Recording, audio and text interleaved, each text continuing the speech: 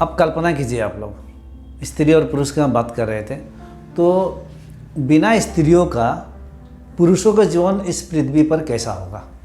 Sir बहुत boring life होगा और बहुत बेकार हो जाएगा, इसलिए क्या होना जरूरी। सो बहुत बोरिंग और बेकार हो जाएगा, यानी कि आप बोल रहे हैं कि बहुत बोरिंग और बेकार हो जाएगा। आपको क्या लग रहा है?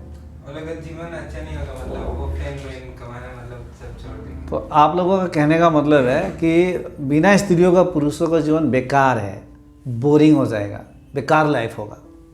तो ये बात तो सिद्ध है कि आप लोग स्वयं कह रहे हैं कि स्त्रियों के लिए, यहाँ पर स्त्रियों के लिए ही पुरुषों का जीवन में थोड़ा सा रंग है, जीवन थोड़ा कलरफुल है।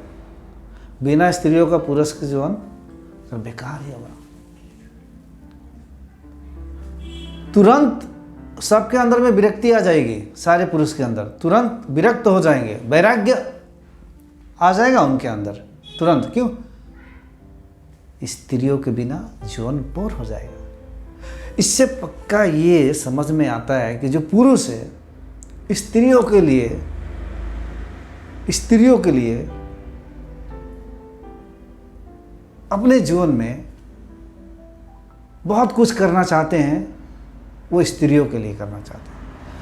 नेम फेम, हीरो की तरह बनना, शरीर को स्वस्थ रखना, थोड़ा सा जिम में जाना, बनना, ध्यान से समझना है। घर बनाना, गाड़ी खरीदना, अच्छी नौकरी लेना, पद प्रतिष्ठा। अगर स्त्रियां नहीं रहेगी तो शायद ये सब बेकार लगेगा।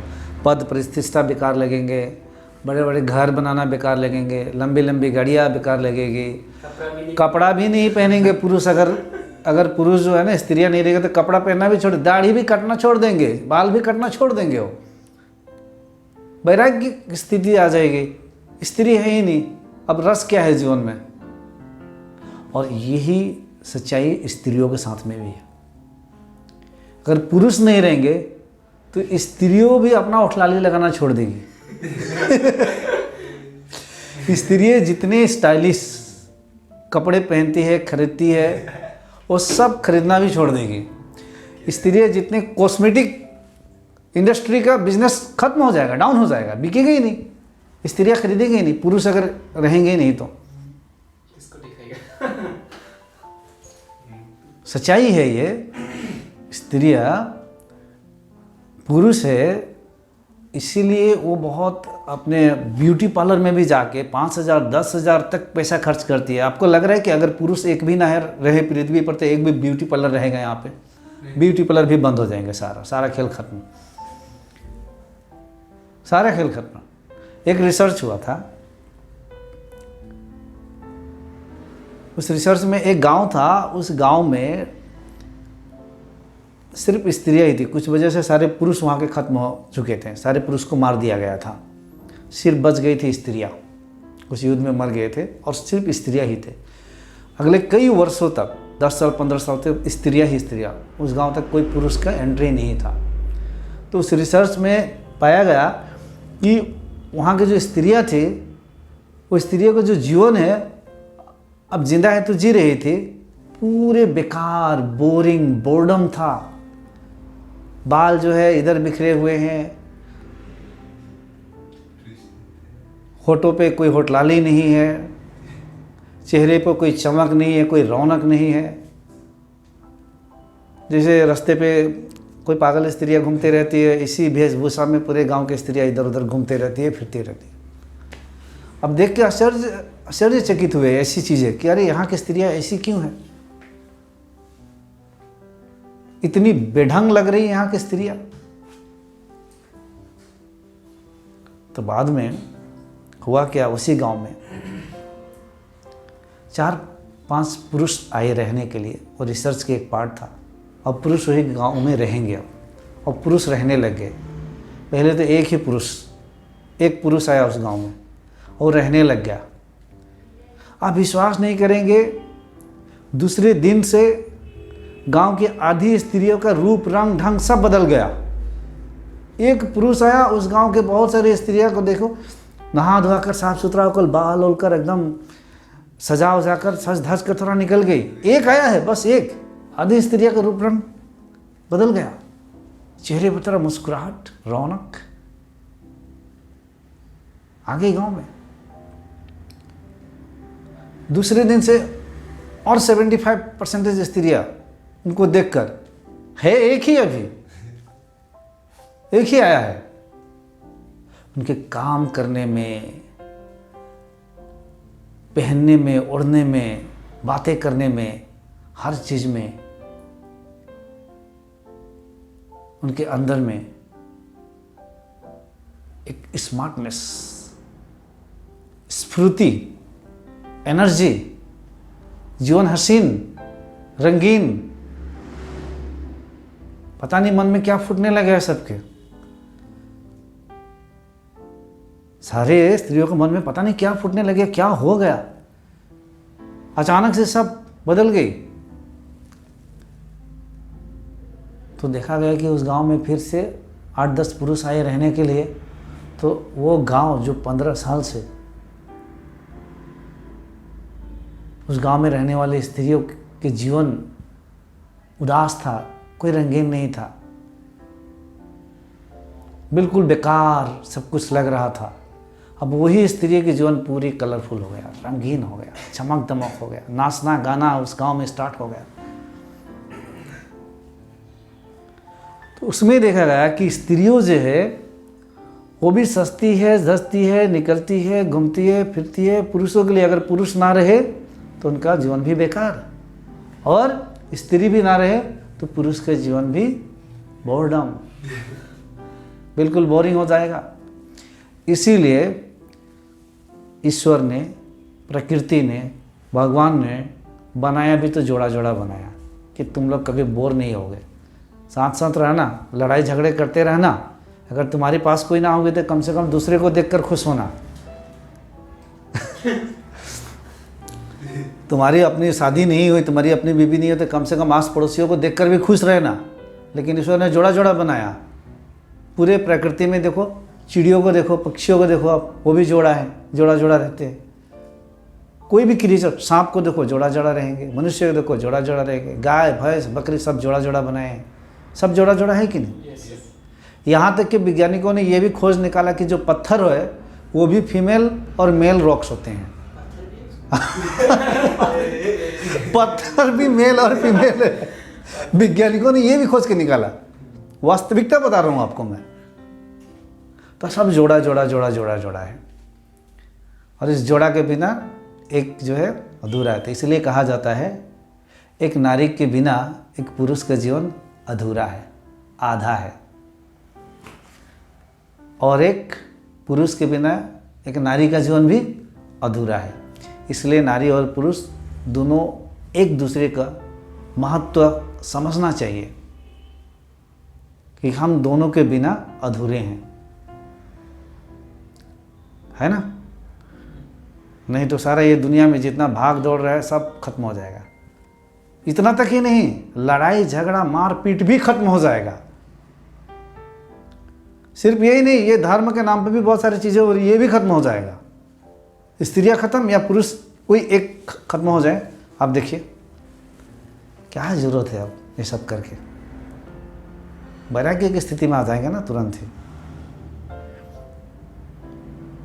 पता ही है आप लोगों के स्त्रियों के लिए कितना महायुद्ध हो गया, महाभारत के बारे में पता ही होगा, सब सुने ही होंगे, मैं सब रिपीट नहीं करना चाहता हूँ। द्रौपदी को लेकर के आसे न क्या नहीं हो गया, महाभारत युद्ध छिड़ गया, हजारों लाखों मर गए उसमें। तो देखिए ये जोड़ा जोड़ा की बात है, और ये प्रकृति की देन है। स्त्री और पुरुष एक दूसरे के पूरक है। और आप सभी ने सुने होंगे ब्रह्मा कुमारी ओम शांति का नाम। वहाँ पे तो पुरुष भी जाते हैं, जब स्त्री भी जाते हैं तो उनके जो मुरली में जो ज्ञान दिया जाता है, उस ज्ञान में जैसे काम, सेक्स, ये सब ज्ञान सुनते सुनते जो स्त्री और पुरुष एक साथ रहते हैं वो दोनों के इस तरीक़ा से ब्रेन में डाला जाता है कि अब एक दूसरे के पास में मत रहना, क्योंकि सेक्स करना, काम करना ये पाप है, संभोग पाप है। कितने ऐसे कपल्स है और कितने ऐसे शादीशुदा हस्बैंड एंड वाइफ जो है एक दूसरे से बिछड़ गए, क्योंकि ये पाप है। अलग अलग सोना शुरू कर दिए। अब देखिए, एक ही फैमिली से एक वाइफ गई, हस्बैंड गया नहीं, अब वाइफ अलग सो रही है। हस्बैंड को तो ज्ञान नहीं मिला कि मुझे अलग अलग सोना है। और कहीं में क्या हुआ कि हस्बैंड गया, वाइफ नहीं गई। अब हस्बैंड भी सोच रहा है कि सेक्स करना पाप है, लेकिन वाइफ को तो चाहिए अभी, लेकिन वो पाप समझता है, ये पाप है। और ज्ञान कहाँ से मिला है? मुरली से मिला है। कहाँ से? ब्रह्मा कुमारी सेंटर पे। कितने ऐसे बिछड़ गए, कितने को डाइवर्स हो चुकी है। अगर दोनों जाते हैं तो दोनों को ज्ञान मिल जाती है, तो थोड़ा समझते हैं लाइफ में, फिर ज़बरदस्ती फिर जीवन जीना स्टार्ट करते हैं। इसको पाप कह देते हैं। जोड़ा जोड़ा देखते हैं तो पहली बात, ब्रह्मा कुमारी में अक्सर मैंने देखा हूँ, ज़्यादा से ज़्यादा बहुत भाई बहन है अब सिंगल ही हो जाते हैं, और जो सिंगल है उनको बर्दाश्त भी नहीं होता है जोड़े को देखकर। देखिए, इतिहास गवाह है, बहुत ऐसे साधु सन्यासी भी हुए, वो सिंगल थे, वो शादी नहीं किए, तो उनका पूरा जोड़ था, उनका पूरा ये जोड़ था कि तुम शादी ना करो, शादी करने से दुख ही दुख है। मेरे जैसे तुम सन्यासी बन जाओ, सिंगल रहो, मुझे भी कुछ मिला नहीं और ना मैं तुम्हें भी वो चीज़ों को भोग करने नहीं दूंगा, मिलवाने नहीं दूंगा। उनका पूरा की पूरा ताकत लगा देते हैं अपने स्पीच पे, किताबों से, कि जो काम है, शादीशुदा की ज़िंदगी है, ये सब माया है, अहंकार है, इसमें नहीं फंसना है, ईश्वर के प्राप्ति के लिए तुम्हें ये सब छोड़ना पड़ेगा। छुड़वा देते हैं बहुत। लेकिन इतिहास में ऐसे भी लोग मिलेंगे कि जो शादीशुदा है, उनको भी तो आत्मज्ञान की प्राप्ति हुई, उसने भी तो स्वयं को जान लिया, उसने भी तो ब्रह्म को जान लिया। रामकृष्ण परमहंस कहते थे, वह सन्यासी, वह जो जिसने शादी नहीं किया, घर द्वार छोड़कर सन्यास बन गया, सन्यास को अपना लिया और सन्यासी हो गया, वह बिरला है। वह बिरला है क्योंकि ये सारे जगत को छोड़कर वो सन्यासी बन गया है। लेकिन और यहाँ पे एक बात और करना चाहते हैं कि वो बिरला है क्योंकि ये सारे माया जगत को छोड़कर सन्यास अपनाया है, सन्यासी हो गया है और ईश्वर को जान भी लिया, आत्मा को जान भी लिया। लेकिन वह जो परिवार के साथ में है, घर संसार में है,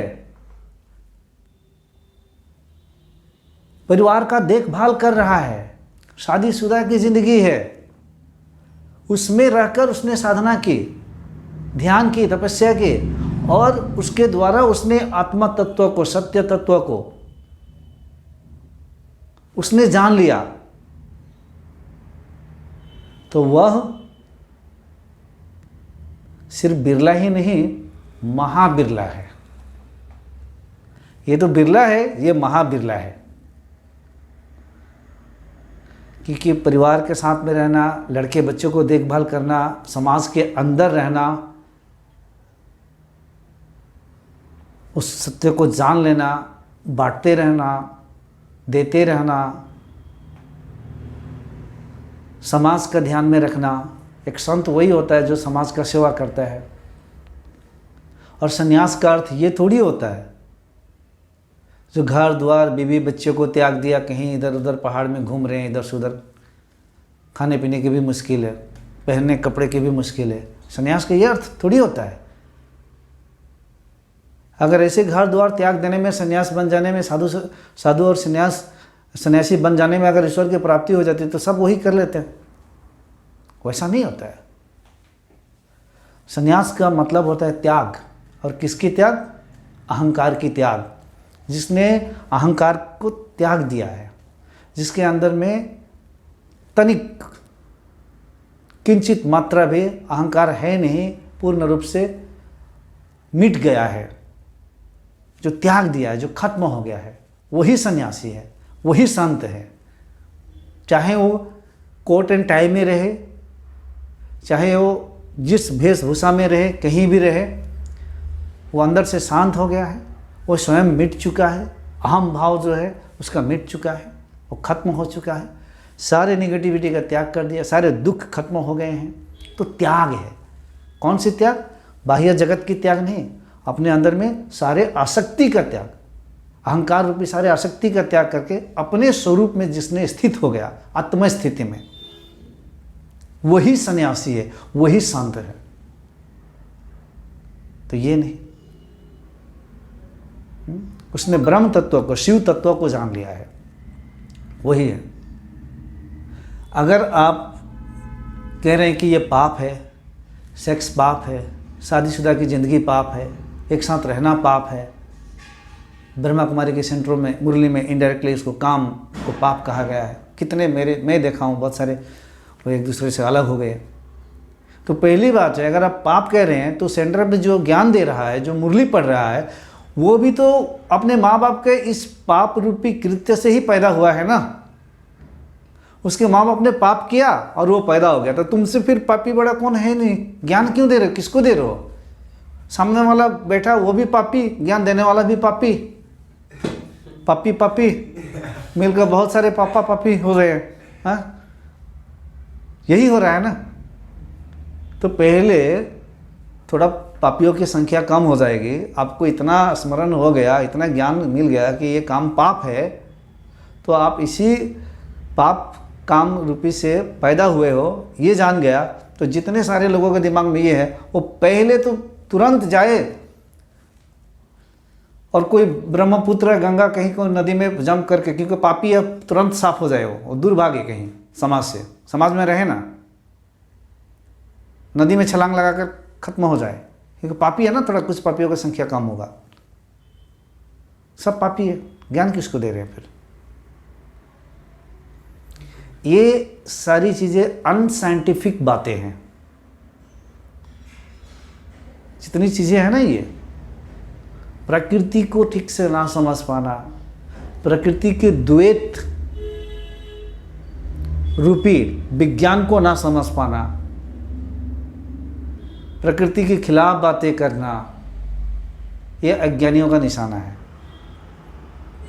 प्रकृति को समझना, सूक्ष्म से भी सूक्ष्म स्तर पर जाकर प्रकृति में विद्यमान ऊर्जाओं की श्रृंखला को समझना, प्रकृति की ऊर्जाओं के अनुपात को समझना, प्रकृति किस तरह काम कर रही है, प्रकृति में किस प्रकार का ज्ञान विद्यमान है, इसी प्रकृति में जो भी ज्ञान है, जो भी ब्रह्मांड में ज्ञान है, उसी ज्ञान को फिर सरस्वती कहा जाता है। लेकिन बहुत सारे लोग सरस्वती सोच रहे हैं कि स्वर्ग में कहीं सरस्वती है। अरे सरस्वती यही जो ज्ञान स्वरूप, जो ज्ञान है पूरे ब्रह्मांड में, ब्रह्मांड में जो ज्ञान है, संपूर्ण ज्ञान, वही सरस्वती है। जो म्यूजिक है वही सरस्वती है, जो संगीत है वही सरस्वती है। ये है ज्ञान मार्ग में बातें। ये नहीं कि कोई स्वर्ग में ऐसे देवी देवता बैठे हैं अपना नाच गान कर रहे हैं जैसे आप पृथ्वी पे कर रहे हैं, ऐसा नहीं है कुछ।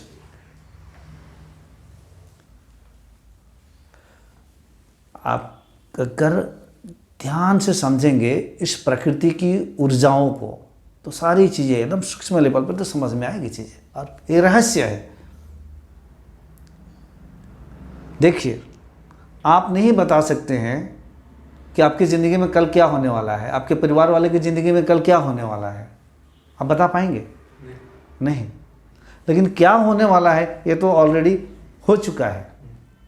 कल क्या होने वाला है ऑलरेडी हो चुका है। जो होने वाला वो तो हो गई, बस आप उसको साक्षात्कार करेंगे कि हाँ ये हो रहा है, लेकिन आपको पता नहीं है। लेकिन इस ब्रह्मांड की जो चेतना है, जो ज्ञान है, जो इंटेलिजेंस है, उसको सब कुछ पता है। इसीलिए तो यहाँ के सारे जो मनुष्य है, जीव है, सब भगवान कहते हैं। किसको? उसको जिसको सब कुछ पता है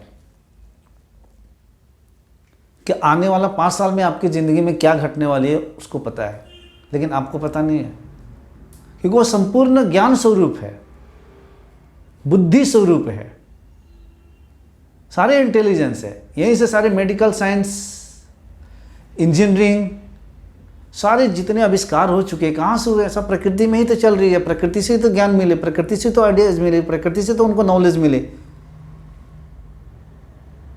कहाँ से मिल रही है? Where does knowledge come from? From the universe, from the nature. आपके अंदर आपका शरीर, मन, बुद्धि स्वयं नेचर है, प्रकृति है।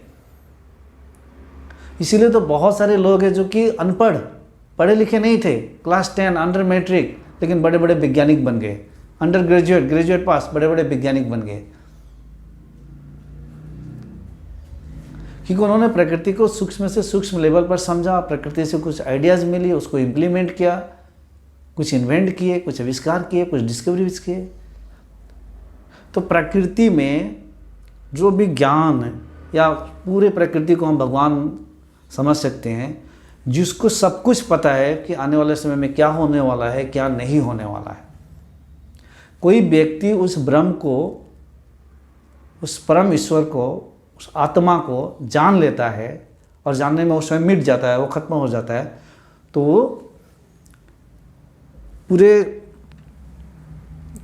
एकात्म की स्थिति में जब आता है और आत्म स्थिति में स्थित हो जाता है, तो वो अद्वैत की स्थिति कहा जाता है। वही अद्वैत है, जहाँ पर नथिंगनेस है, कुछ भी नहीं है, वहाँ पे कुछ नहीं है। तो सारा जो खेल है, नाचना, गाना, झूमना, लड़ाई झगड़ा करना, छीना झपटी करना, ये कहाँ पे है? सारे प्रकृति में है। प्रकृति के ऊपर जो चले गए वो न्यूट्रल हो जाता है। तो जो कोई पहुँच जाता वहाँ तक और पूरे अस्तित्व के यूनियन में जब आ जाता है, तो वो सब कुछ करते हुए भी कुछ नहीं करता है, और कुछ नहीं करते हुए भी सब कुछ करता है, सब कुछ जानते हुए भी कुछ नहीं जानता है, और सब कुछ नहीं जानते हुए भी सब कुछ जानता है। उससे एक ऐसी स्थिति में चला जाता है। लेकिन उसके मन, बुद्धि, ब्रेन जो है, अभी भी प्रकृति के रहस्यों को वो जानते रहता है, सीखते रहता है। कोई भी बुद्ध पुरुष हुए, वो प्रकृति की चीज़ों को सीखते रहा, सीखते रहा, सीखते रहा। कोई भी बुद्ध पुरुष यहाँ स्वयं नहीं बोल सकते सब कुछ जान लिया। मैं तो यहाँ तक कहता हूँ, जब राम और कृष्ण हुए, बुद्ध हुए, उस वक्त मोबाइल तो नहीं वो आविष्कार करके चले गए, या जीसस ही हुए, या हजरत मोहम्मद ही हुए, ऐसे बहुत सारे हैं। मोबाइल क्यों नहीं आविष्कार करके चले गए? इंटरनेट क्यों नहीं बना के चले गए? गाड़ी घोड़ा, इधर प्लेन, एरोप्लेन, इलेक्ट्रिसिटी नहीं बना ना। तो अपनी बुद्धि थोड़ी से लगानी है, समझनी है। अभी ये सब आविष्कार हो रही है, ये चीज़ें आ रही है। अगर वो भगवान थे तो ऐसे एक चुटकी बजाते तो कुछ भी हो जाता ना। एक चुटकी में विपरीत वाले जो युद्ध में लड़ाई झगड़े करने के लिए, युद्ध करने के लिए जो तैयार थे, जो सैनिक थे, उनको तो एक चुटकी में ख़त्म कर देनी चाहिए था। एक चुटकी में सब कुछ बना देनी चाहिए था। तो इनसाइंटिफिक चीज़ें हैं, बहुत सारी इनसाइंटिफिक चीज़ें हैं, इसलिए उनको बहुत गहराई से समझना है। ब्रह्मा कुमारी की जो ज्ञान में अगर आप लोग भी कोई जाते हैं तो इस बात को पूरे गहराई से समझ लीजिएगा कि प्रकृति जो है अपने नियम पे काम कर रही है, और प्रकृति एक रहस्यमयी है। इसमें संपूर्ण ज्ञान छुपा हुआ है, उसको थोड़ा थोड़ा जानना है। और प्रकृति, everything in the nature is in system, इतना ही कहना चाहता हूँ। Everything in the nature is in system. प्रकृति में जो कुछ भी है, हर चीज़ एक सिस्टम में है, और उसी सिस्टम के अनुसार सब कुछ काम होता है। तो तो सब जोड़ा है, जोड़ा है, जोड़ा जोड़ा जोड़ा जोड़ा जोड़ा जोड़ा सब जगह दिख रही है। इसने नेचर ने बनाई है, भगवान ने बनाया है, प्रकृति ने बनाई है। इसमें आप भेदभाव ज़्यादा मत कीजिए, जो है उसकी इज्जत कीजिए, सेवा कीजिए। आपका जो शरीर मिला है इसको समझिए, क्योंकि ईश्वर जो है, भगवान जो है, आत्मा तक पहुंचने के लिए कोई कहीं भी आपका बाधा नहीं है कि आप शादी कर लेंगे तो वहाँ नहीं पहुंच पाएंगे। इसके डिपार्टमेंट ही अलग है, साधना के डिपार्टमेंट अलग है, तपस्या के डिपार्टमेंट अलग है। ज्ञान आपकी कैसा ज्ञान है आपके अंदर, अगर सही ज्ञान है, तपस्या सही है, साधना सही है, मार्गदर्शन किसी से अच्छे से ले रहे हैं, उपनिषदों को स्टडी कर रहे हैं, अच्छे से समझ रहे हैं, तो आप घर में भी रहकर, शादीशुदा के जीवन में रहकर भी आप उधर पहुँचेंगे ही पहुँचेंगे। और जब तक आपके अंदर ज्ञान नहीं है तब तक हर जगह आपको भेदभाव दिखेंगे। जैसे पूरे ज्ञान आ जाएगा, असली में जो आत्म ज्ञान आ जाएगा, तो सारे भेदभाव वहाँ मिट जाते हैं, सारी चीज़ खत्म हो जाते हैं।